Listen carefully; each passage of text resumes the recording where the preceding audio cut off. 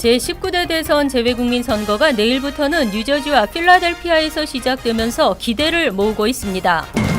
트럼프 행정부가 발표한 세제 개혁안에 법인세가 역사상 최대 수준으로 감면됐습니다.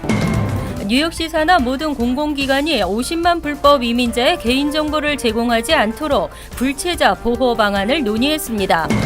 트럼프 케어가 프리덤 코커스의 지지로 힘을 받아 이번에는 표결에 붙여질 것으로 전망됐습니다. 한인 김모 씨가 내일 없어 환기시설 설치 의무화 규정 기각에 불복하고 항소를 제기했습니다. 이상은 이 시각 주요 뉴스입니다. 여러분 안녕하십니까? KBN 뉴스입니다. 제19대 대통령을 뽑는 재외 국민선거 총 6일간의 투표 기간 중 절반이 지났는데요. 현재까지는 지난 18대 대선보다 참여율이 낮은 것으로 나타났습니다. 선관위는 내일부터 시작되는 뉴저지와 필라델피아 투표소에 큰 기대를 하고 있습니다. 지한샘 기자가 보도합니다. 19대 대통령 재외선거 일정이 절반을 지났습니다.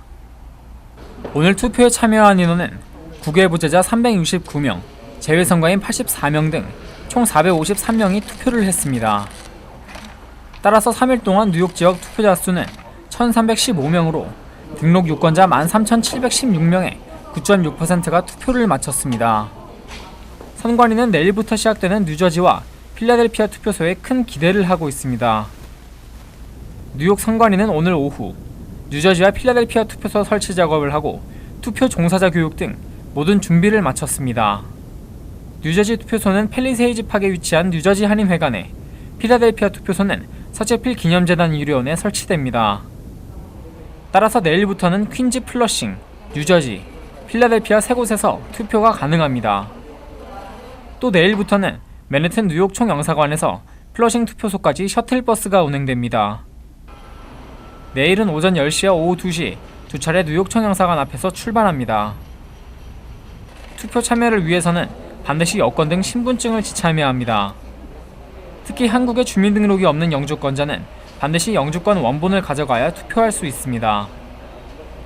19대 대통령 재외선거는 이번 주 일요일까지이며 투표 시간은 오전 8시부터 오후 5시까지입니다. KBN 뉴스 지한샘입니다. 트럼프 행정부가 세제 개혁안을 발표했습니다. 법인세를 현행 35%에서 15%로 역사상 최대 수준으로 감면한다고 합니다. 사업가 출신인 트럼프 대통령 본인이 큰 수혜자여서 논란이 커지고 있습니다. 보도에 김지수 기자입니다. 트럼프 행정부가 세제 개혁안을 발표했습니다.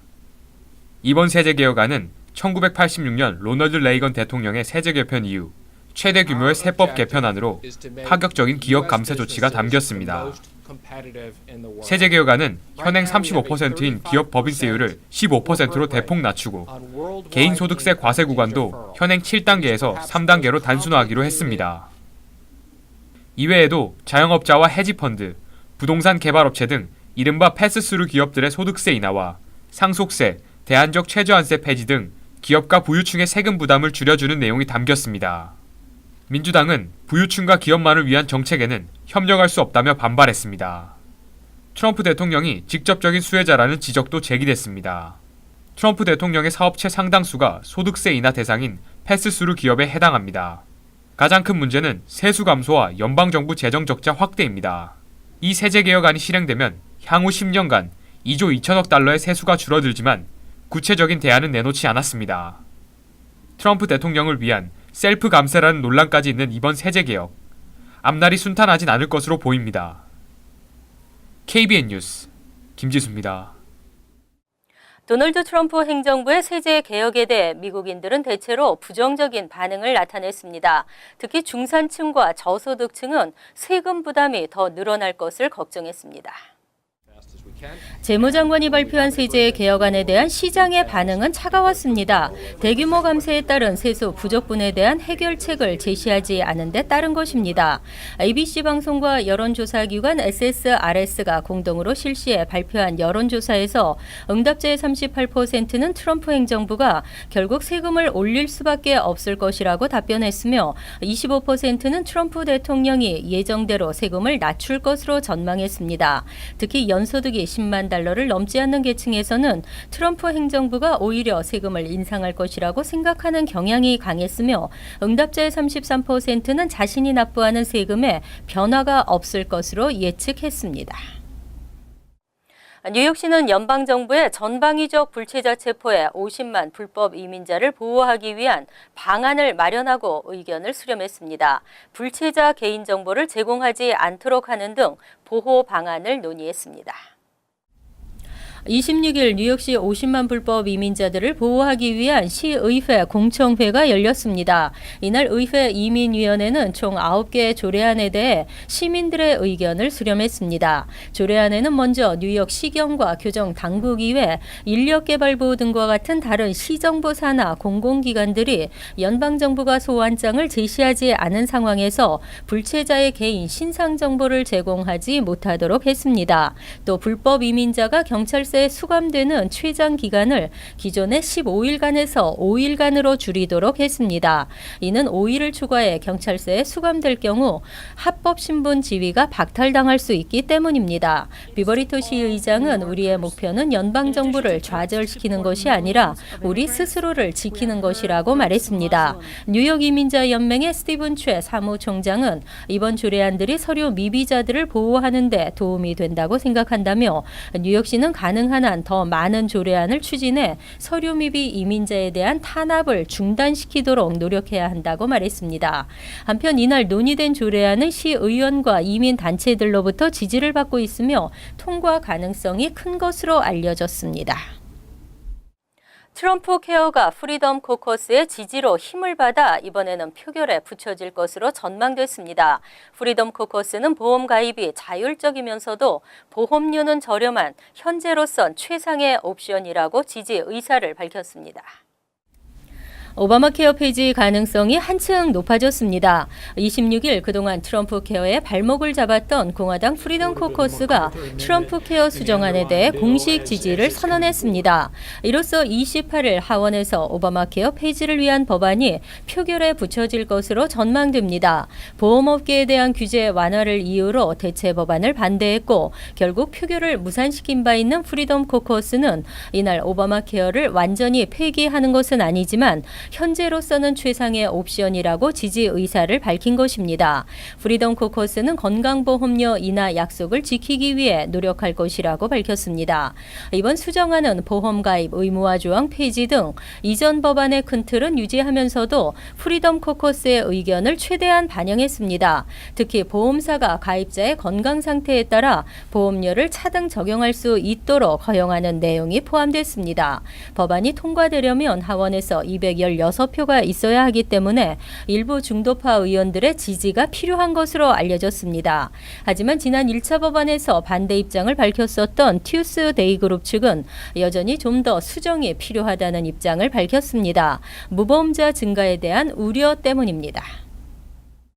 한인 김모 씨는 내일업소 환기시설 설치 의무화 규정 기각에 불복하고 항소를 제기했습니다. 소송 자격이 없다는 1심 판결에 비즈니스가 타격을 받아 사업체를 중단해야 할 것이기 때문에 원고의 자격이 충분하다고 반박했습니다. 26일 한인 김모 씨는 브루클린 소재 뉴욕주 항소법원에 1심 판결에 불복하는 항소장을 접수했습니다. 김 씨는 2016년 10월 뉴욕주 네일살롱 환기시설 설치 의무화 행정명령이 헌법에 위배된다며 소송을 제기했지만 2017년 3월 법원은 소송을 기각했습니다. 법원은 이 행정명령으로 인한 피해 사례가 없다는 게 기각 사유라고 밝힌 바 있습니다. 또 2021년부터 규정을 적용받기 때문에 김 씨의 비즈니스에는 영향이 없다는 이유로 김 씨도 소송 자격을 갖추지 못했다고 판시했습니다. 하지만 김 씨는 이에 불복하고 항소하며 내일업 환기시설 설치 의무화 규정으로 김 씨 사업체도 직접적 영향을 받게 될 것이며 결국 사업체를 중단해야 할 것이기 때문에 소송과 가처분 신청을 진행할 원고의 자격이 충분하다고 주장했습니다. 한편 한인들의 중심 비즈니스로 손꼽히고 있는 네일업계는 타민족과의 과경쟁으로 어려움에 직면해 있는 현실에서 직원을 위한 웨이즈 본드 의무 가입과 환기시설 설치 의무화로 직격탄을 맞았습니다. 환기시설 설치는 10만 달러 이상이 소요되고 실제 불필요한 장치라는 것이 네일업계의 주장입니다. 뉴욕시 예산안이 848억 달러로 수정 확정됐습니다. 교육과 공공지원이 대폭 강화됐고 서민과 노인 아파트, 홈레스 쉘터 지원 등도 강화됐습니다. 뉴욕시 정부가 총 848억 달러 규모의 최종 예산안을 발표했습니다. 1월 발표했던 예산안보다 약 2억 달러 늘어났습니다. 이 예산안은 3,600만 달러를 투입해 모든 3세 아이들에게 무상 프리킨더가든을 제공하고 앞으로 5년 내 모든 공립학교 교실에 에어컨을 설치하는 등 교육 부문을 대폭 강화했습니다. 또 9,300만 달러는 저소득층의 무료 법률 지원 서비스에 1억 6,400만 달러는 추방 위기에 처한 불법 이민자들을 위한 무료 법률 지원 서비스를 위해 사용하기로 하는 등 공공안전 부문에 대한 예산도 대폭 올렸습니다. 약물 남용을 줄이기 위해서 3,800만 달러를 편성했으며 3,000개 새 일자리 창출을 위해서도 1억 2,800만 달러를 투입할 계획입니다. 이 밖에 서민 아파트와 노인 아파트 10,000가구를 새로 건설하는 데는 19억 달러의 예산을 편성했습니다. 노숙자 쉘터 지원에도 3억 달러를 투자했으며 아일랜드 페리 확장에는 77만 5천 달러의 예산을 책정했습니다. 이번 수정 예산안은 뉴욕시 의회의 검토를 거쳐 7월 1일 이전까지 확정할 계획입니다. 뉴욕시 렌트 인상 억제 아파트 90만 가구가 올 10월부터는 인상됩니다. 렌트 가이드라인 위원회가 2년 동결로 막았지만 이번에는 소폭 오를 것으로 보입니다. 26일 렌트 가이드라인 위원회는 표결에서 오는 10월 1일부터 렌트 인상폭을 1년 연장은 1에서 3%, 2년 연장은 2에서 4%로 결정했습니다. 렌트 가이드라인 위원회는 2015년과 2016년 2년 연속 1년 계약 렌트 아파트 인상률을 동결시켰으며 2년 계약에 대해서도 2%로 낮은 인상률을 유지했습니다. 하지만 이날 표결에서 렌트 가이드라인 위원회 위원 9명 중 5명은 렌트 인상에 찬성표를 행사했습니다. 렌트 안정협회가 제시한 1년 계약 시 최대 4%, 2년 계약 시 최대 8%보다는 낮았지만 세입자들은 여전히 어려움을 호소하고 있습니다. 렌트 가이드라인 위원회의 이날 표결은 예비 표결로 앞으로 공청회는 최종 표결이 있는 6월 전까지 5차례 더 열리게 됩니다. 그리고 공청회 결과에 따라 인상 범위가 달라질 수도 있습니다. 한편 뉴욕시는 세입자 보호를 이유로 급격한 임대료 상승을 억제하고 있으며 렌트 안정법은 경제적 약자를 보호하는 역할을 해왔습니다. 하지만 새로운 세입자가 들어올 경우 렌트법의 적용을 받지 않도록 법을 개정하면서 렌트 규제를 받는 아파트는 해마다 줄고 있는 추세입니다. 또 정치인들은 주택 정책을 결정하면서 소유주 측의 손을 들어주고 있습니다. 뉴저지 트랜짓이 잦은 고장과 지연으로 인한 승객들의 피해를 최소화하기 위해 공식 지각 사유서를 발급합니다. 학교나 회사 지각의 이유가 전철 때문이었다면 지각 사유서를 발급받아 제출할 수 있습니다. 앞으로 학교나 회사 지각 사유가 전철 지연 때문이라면 뉴저지 트랜짓에서 공식 지각 사유서를 발급받아 제출할 수 있습니다. 뉴저지 트랜짓은 열차 운행 지연으로 인한 통근객들의 피해를 최소화하기 위해 열차 지연 시각과 이유 등이 담긴 지각 사유서를 발급한다고 밝혔습니다. 지각 사유서는 직접 각 역의 역무원에게 신청할 수도 있지만 뉴저지 트랜짓 웹사이트를 통해 신청할 수 있습니다. 또 펜스테이션에 설치된 키오스크에서도 발급이 가능합니다. 최근 맨해튼 펜스테이션을 오가는 열차들이 탈선하고 갑자기 멈춰서는 등 사고가 잇따르고 있어 승객들의 불만이 높았습니다. 한편 뉴욕시 교통국은 2008년부터 전철로 인한 지각사유서를 발급해주고 있으며 이를 이용하는 시민은 매년 3만 4천여 명이 넘고 있습니다.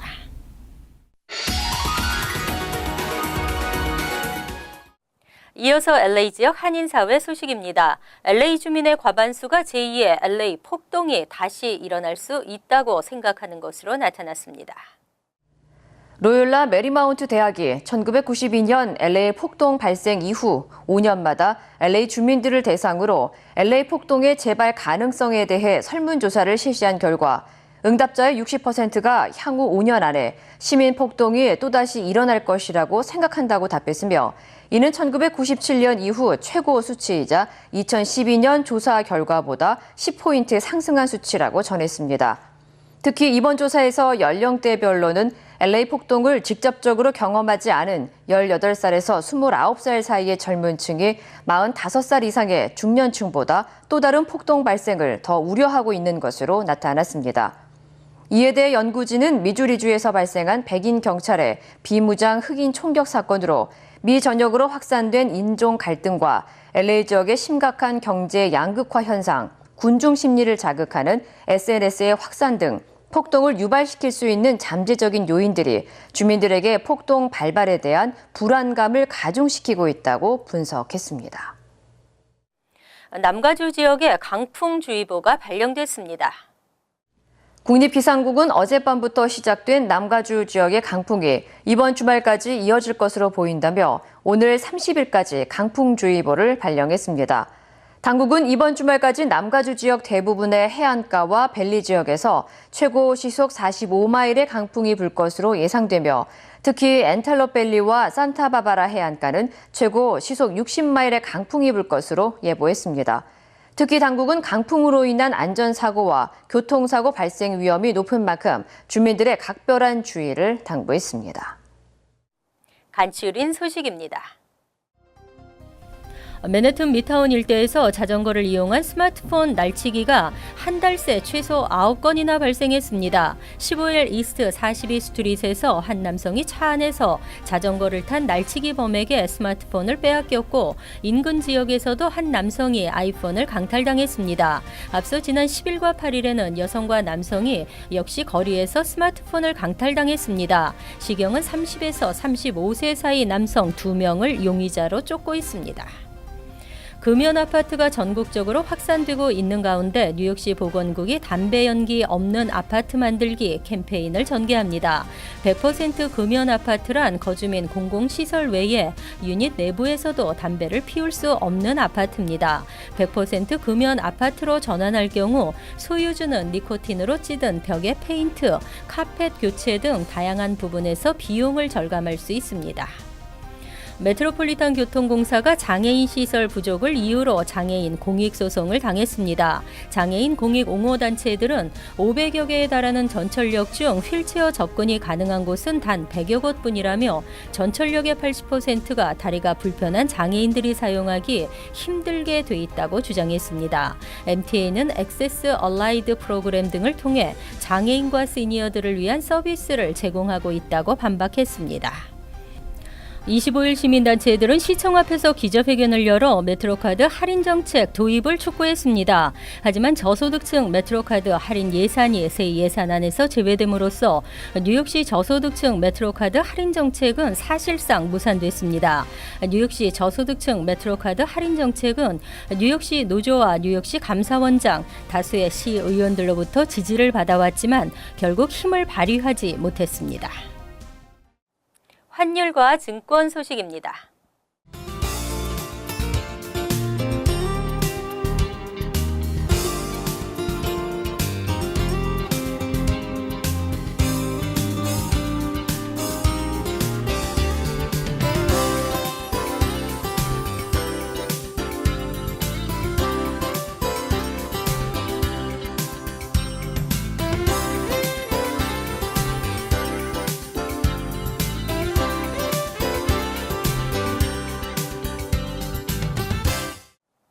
이어서 날씨입니다.